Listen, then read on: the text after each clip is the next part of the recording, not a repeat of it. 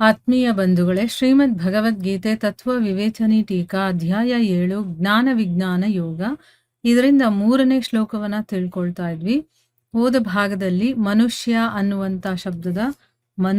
ಅನ್ನುವಂತಹ ಶಬ್ದದ ಪ್ರಯೋಗ ಮಾಡಿದಾರಲ್ಲ, ಅದಕ್ಕಿಲ್ಲ ಅರ್ಥ ಏನು ಅಂತ. ಯಾಕಂದ್ರೆ ಮನುಷ್ಯ ಯೋನಿ ಅನ್ನೋದು ದುರ್ಲಭವಾಗಿರುವಂಥದ್ದು, ಭಗವಂತನ ಕೃಪೆಯಿಂದ ಮಾತ್ರ ಇದು ಸಿಗುತ್ತೆ. ಆಮೇಲೆ ಇದ್ರಲ್ಲಿ ಮಾತ್ರ ಎಲ್ಲರೂ ಕೂಡ ಭಗವತ್ ಪ್ರಾಪ್ತಿ ಮಾಡೋದಕ್ಕೆ, ಸಾಧನೆ ಮಾಡೋದಕ್ಕೆ ಅವಕಾಶ ಇದೆ. ಯಾರು ಯಾವ ಜಾತಿ ವರ್ಣ ಏನಾದ್ರೂ ಆಗಿರ್ಬೋದು. ಇನ್ನ ಬೇರೆ ಯೋನಿಗಳು ಅಂದ್ರೆ ಮನುಷ್ಯರಿಗಿಂತ ಕೆಳಮಟ್ಟದ ಜೀವಿಗಳಾಗಿರ್ಬೋದು, ಮೇಲ್ಮಟ್ಟದ ಜೀವಿಗಳಾಗಿರ್ಬೋದು, ಅವರಿಗೆ ಭಗವಂತನ ಸಾಕ್ಷಾತ್ಕಾರ ಮಾಡ್ಕೊಳ್ಳೋದಕ್ಕೆ ಅಧಿಕಾರ ಇಲ್ಲ. ಆದ್ರೆ ಅವರಲ್ಲೂ ಏನಾದ್ರೂ ಆಗುತ್ತೆ ಅಂತಂದ್ರೆ ಅದು ಭಗವಂತನ ಮತ್ತೆ ಮಹಾಪುರುಷರು ಇರ್ತಾರಲ್ಲ, ಅವರ ದಯೆಯ ಪ್ರಭಾವದಿಂದ ಆಗುತ್ತೆ ಅಂತಾನೆ ನಾವು ಅರ್ಥ ಮಾಡ್ಕೊಳ್ಬೇಕು ಅಂತ ತಿಳ್ಕೊಂಡಿದ್ವಿ. ಈಗ ಪ್ರಶ್ನೆ ಏನು ಅಂತಂದ್ರೆ, ಸಾವಿರಾರು ಮನುಷ್ಯರಲ್ಲಿ ಯಾರಾದ್ರೂ ಒಬ್ಬ ಭಗವತ್ ಪ್ರಾಪ್ತಿಗೋಸ್ಕರ ಸಾಧನೆ ಮಾಡ್ತಾನೆ ಅಂತ ಹೇಳಿದಾರಲ್ಲ, ಇದಕ್ಕೆ ಕಾರಣ ಏನು ಅಂತ ಪ್ರಶ್ನೆ ಮಾಡ್ತಾ ಇದ್ದಾರೆ.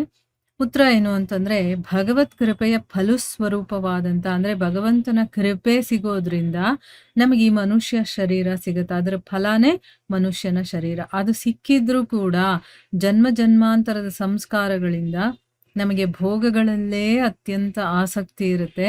ಮತ್ತೆ ಭಗವಂತನಲ್ಲಿ ಶ್ರದ್ಧೆ, ಪ್ರೀತಿ ಅದರ ಅಭಾವ ಇರುತ್ತೆ, ಮತ್ತೆ ಕೊರತೆ ಇರುತ್ತೆ. ಆ ಕಾರಣದಿಂದ ಬಹಳಷ್ಟು ಮನುಷ್ಯರು ಈ ಒಂದು ದಾರಿಯ ಕಡೆ ತಿರುಗಿ ನೋಡೋದೇ ಇಲ್ಲ. ಅಂದ್ರೆ ಯಾವಾಗಲೂ ಅವರು ಬರೀ ಭೋಗಾಸಕ್ತಿಯಲ್ಲೇ ಮುಳುಗಿರ್ತಾರೆ. ಭಗವಂತನಲ್ಲಿ ಅವರಿಗೆ ಆಸಕ್ತಿನೂ ಇರೋದಿಲ್ಲ, ಅದ್ರ ಕಡೆ ಅವ್ರ ಗಮನನೂ ಇರೋದಿಲ್ಲ. ಆದರೆ ಯಾರ ಸಂಸ್ಕಾರಗಳು ಶುಭವಾಗಿರುತ್ತೋ, ಭಗವಂತನಲ್ಲಿ, ಮಹಾಪುರುಷರಲ್ಲಿ ಮತ್ತೆ ಶಾಸ್ತ್ರಗಳಲ್ಲಿ ಯಾರಿಗೆ ಸ್ವಲ್ಪ ಆದ್ರೂ ಶ್ರದ್ಧೆ, ಭಕ್ತಿ ಇದೆಲ್ಲ ಇರುತ್ತೋ, ಮತ್ತೆ ಪೂರ್ವ ಜನ್ಮದ ಪುಣ್ಯದಿಂದ ಅಂದ್ರೆ ನಾವು ಹೋದ ಜನ್ಮದಲ್ಲಿ ಪುಣ್ಯಗಳನ್ನ ಮಾಡಿದ್ರೆ ಅದರ ಒಂದು ಫಲ ಇರುತ್ತಲ್ಲ ಅದು, ಮತ್ತೆ ಭಗವತ್ ಕೃಪೆಯಿಂದ ಯಾರಿಗೆ ಸತ್ಪುರುಷರ ಸಂಘ ಸಿಕ್ಕಿರುತ್ತೋ ಅಂಥವನು ಸಾವಿರಾರು ಮನುಷ್ಯರಲ್ಲಿ ವಿರಳನಾದವನು. ಅಂದ್ರೆ ಅವರಲ್ಲಿ ಬೆರಳೆಣಿಕೆ ಅಷ್ಟು ಸಾವಿರಾರು ಮನುಷ್ಯರಲ್ಲಿ ಯಾರೋ ಒಬ್ಬನೋ ಇಬ್ಬನೋ ಈ ಒಂದು ಮಾರ್ಗದಲ್ಲಿ ಪ್ರವೃತ್ತನಾಗಿ ಪ್ರಯತ್ನ ಮಾಡ್ತಾನೆ. ಅಂದ್ರೆ ಈಗ ಸಾವಿರಾರು ಮನುಷ್ಯರಲ್ಲಿ ಯಾರಾದ್ರೂ ಒಬ್ರು ಭಗವತ್ ಪ್ರಾಪ್ತಿಗೆ ಸಾಧನೆ ಮಾಡ್ತಾರೆ ಅಂತ ಹೇಳಿದಾರಲ್ಲ, ಅದು ಯಾಕೆ ಅಂತಂದ್ರೆ ಬೇಕಾದಷ್ಟು ಜನ್ಮಗಳನ್ನ ನಾವು ಕಳೆದಿರ್ತೀವಿ. ಅದ್ರಲ್ಲಿ ಬಂದಿರುವಂತ ಸಂಸ್ಕಾರಗಳು ನಮ್ಮ ಒಳಗಡೆ ಉಳಿದಿರುತ್ತೆ. ಅದರಿಂದ ಏನಾಗುತ್ತೆ, ನಮಗೆ ಭೋಗಗಳಲ್ಲೇ ಆಸಕ್ತಿ ಜಾಸ್ತಿ. ಈಗ 1-2 ಜನ್ಮ ಅಲ್ಲ, ಬೇಕಾದಷ್ಟು ಜನ್ಮಗಳನ್ನ ಕಳೆದ್ಬಿಟ್ಟಿರ್ತೀವಿ.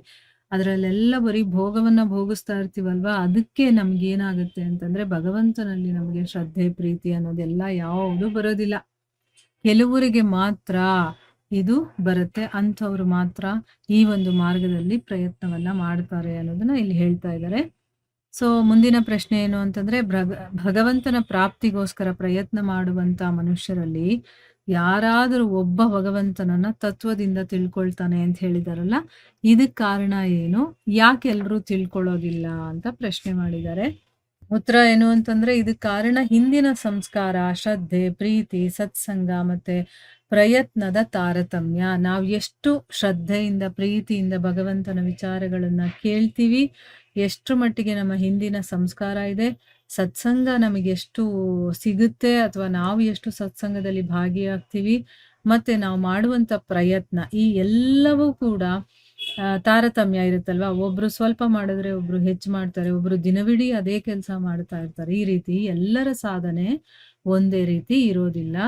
ಅಹಂಕಾರ, ಮಮತೆ, ಕಾಮನೆ, ಆಸಕ್ತಿ ಮತ್ತೆ ಸಂಘ ದೋಷಾದಿ ಕಾರಣಗಳಿಂದ ಅನೇಕ ವಿಘ್ನಗಳು ಬರ್ತಾ ಇರುತ್ತೆ.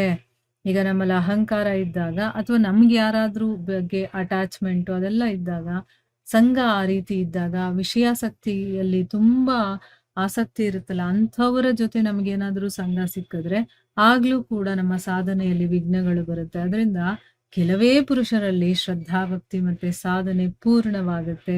ಮತ್ತೆ ಅದರ ಫಲಸ್ವರೂಪವಾಗಿ ಇದೇ ಜನ್ಮದಲ್ಲಿ ಅವರು ಭಗವಂತನ ಸಾಕ್ಷಾತ್ಕಾರವನ್ನ ಪಡ್ಕೊಳ್ತಾರೆ ಅಂತವ್ರು ಸ್ವಲ್ಪನೇ ಇರೋದು ಅಂತ ಅದಕ್ಕೆ ಹೇಳಿರೋದು. ಮುಂದಿನ ಪ್ರಶ್ನೆ ಏನು ಅಂತಂದ್ರೆ, ಪ್ರಯತ್ನ ಮಾಡುವವರ ಜೊತೆ ಸಿದ್ಧ ಎಂಬ ವಿಶೇಷಣವನ್ನು ಯಾವ ಅಭಿಪ್ರಾಯದಿಂದ ಕೊಟ್ಟಿದ್ದಾರೆ ಅಂತ ಕೇಳ್ತಾ ಇದ್ದಾರೆ. ಈಗ ಪ್ರಯತ್ನ ಮಾಡುವಂಥವ್ರಿಗೆ ಸಿದ್ಧ ಅಂತ ಹೇಳಿದಾರಲ್ಲ, ಅದು ಯಾಕೆ ಅಂತಂದ್ಬಿಟ್ಟು. ಉತ್ತರ ಏನು ಅಂತಂದ್ರೆ, ಭೋಗಗಳಲ್ಲಿ ಬಿದ್ದಿರುವಂತ ವಿಷಯಾಸಕ್ತ ಮನುಷ್ಯರಿಗಿಂತ ಪರಮಾತ್ಮನ ಪ್ರಾಪ್ತಿರೂಪಿ ಪರಮಸಿದ್ಧಿಗೋಸ್ಕರ ಪ್ರಯತ್ನ ಮಾಡ್ತಾ ಇರ್ತಾನಲ್ಲ, ಅವನು ಕೂಡ ಸಿದ್ಧನೇ ಆಗಿದ್ದಾನೆ ಅನ್ನೋದು ಇದರ ಅರ್ಥ ಅಂತ ಇಲ್ಲಿ ಹೇಳ್ತಾ ಇದ್ದಾರೆ.